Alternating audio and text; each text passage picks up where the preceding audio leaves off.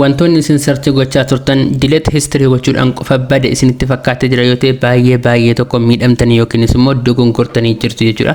Sababiin isaas namoonni baay'een keessa wantoota garaagaraa search gochuudhaan bilbila keessa namni isinirraa fuudhee akka search godhee wanta sana hin ilaalleef jettanii search keessan sana keessa seenuudhaan clear history gootanii duubattanii deebitu. Sana booddee wanti hundumtuu badeera isinitti fakkaata jechuudha. Kun immoo maalirra isin geessaa icciitii keessan baasurra isin geessa jechuudha. Kanaaf guyyaa har'aa akkamittiin akka guutummaa guutuutti history keessan clear yookiin immoo delete gochuu dandeessan isinitti nan argisiisa jechuudha. Kana gochuuf maal gootu jalqaba gara Chrome keessan deemuudhaan Chrome keessan keessatti maal gootu myactivity.google.com jechuudhaan search ni gootu jechuudha. Sana booddee erga search gootanii maal isinii fida website ittiin deemtanii xanii balleessa yookiin immoo gara setting kana isin geessa jechuudha. Kanaaf maal gootu bakka kanatti welcome to myactivity google kan jedhu jira al tokko isarratti tuquudhaan gara fuulduraatti ni dabarsitu jechuudha.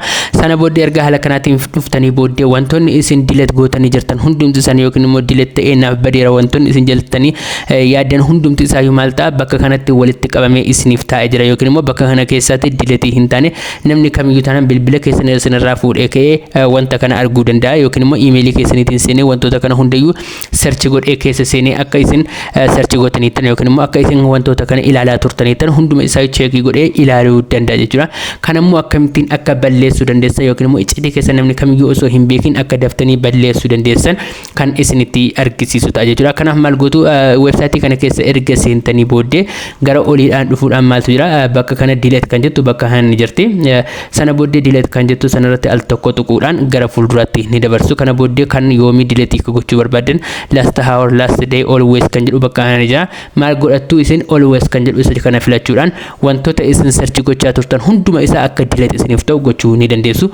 Yoo barbaadan immoo wantoota kana keessatti kan hambisuu barbaadda yoo jiraate fakkeenyaaf bakka kana addis kan jedhu jira isa hambisuun barbaade yoo ta'e inni akka delete hin taane yookaan hin barbaadu ta'e isa irraati hambisuu nan danda'a.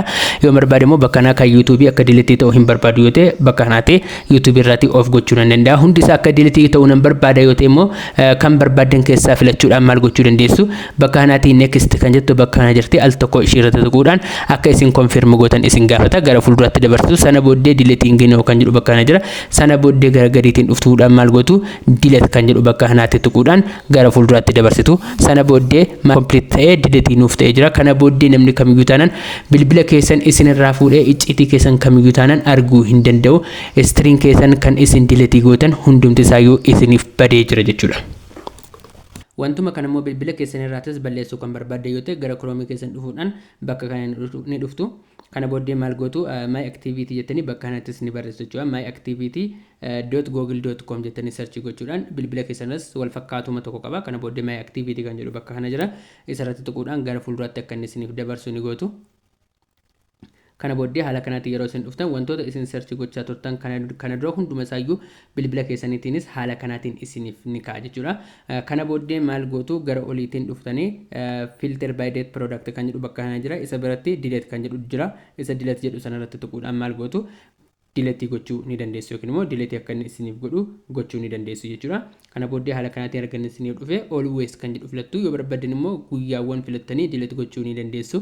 Kana booddee always kan jedhu irratti erga tuqxanii booddee maal gootu bakka kana keessaatti hunduma isaa isiniif fida wantoota isin search gochaa turtan kana dura hunda isaa isiniif fida. Kunis akkuma dura isinitti agarsiise jechuudha. Kan barbaadan keessaatti off gochaa deemuu ni dandeessu. Yoo barbaadan immoo hunda isaa delete gochuudhaaf next ni gootu jechuudha. Kana booddee gara gadiitiin confirm akka isiniin jedhu ni gaafata jechuudha. Kana booddee bakka gadiitiin maal gootu delete kan jedhu tuquudhaan hunduma isaa delete gochuu ni dandeessu. Hunduma isaa akka inni isiniif balleessu jira. Kun akkuma argitan amma naaf balleessee jira jechuudha. Kana booddee maaltu jira bakka kana yeroo dhufee ilaalu wanti tokkoyyuu wanti naaf dhufu tokkoyyuu hin jiru. Sababiin isaas hundi isaa delete ta'ee yookiin immoo hundi isaa clear ta'ee xumurameera. Kana booddee maalidha wanta sodaatan tokkoyyuu namni icciitii kiyya namni na jalaa arge jettanii wanta sodaatan kamiyyuu hin qabdan waan ta'eef fataa jettanii yookiin immoo firii taatanii bilbila keessanitti fayyadamuu dandeessu jechuudha. Settingii kun isin fayyadeera yoo ta'e viidiyoo kana like gochuu hin dagatina. Viidiyoowwan akkasii argachuuf immoo akkasumallee viidiyoowwan hojii online garaagaraa argachuuf chaanaalii keenya subscribe gochuu hin dagatina. Viidiyoo biraatiin hamma walitti deebinutti nagaan naaf tura. Goodbye.